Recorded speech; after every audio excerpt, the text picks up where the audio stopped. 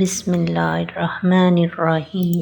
السلام علیکم ورحمۃ اللہ۔ اسلامک انفو چینل کے معزز خواتین و حضرات، اللہ کریم آپ کو سدا عافیت کے سائے میں رکھے۔ ناظرین گرامی، حضور پاک صلی اللہ علیہ وآلہ وسلم جب بھی کوئی تکلیف اور بے چینی میں ہوتے تو یہ دعا پڑھتے تھے۔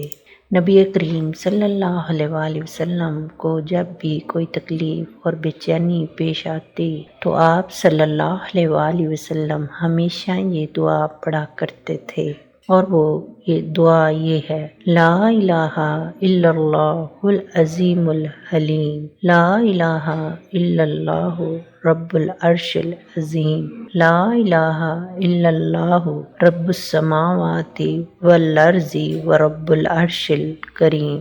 اللہ تعالی ہم سب کو اس دعا پر عمل کرنے کی اور اس کو پڑھنے کی توفیق دے۔ اگر آپ نے میرا چینل ابھی تک سبسکرائب نہیں کیا تو پلیز میرے چینل کو سبسکرائب کریں اور میری ویڈیو کو زیادہ سے زیادہ لائک اور شیئر کریں۔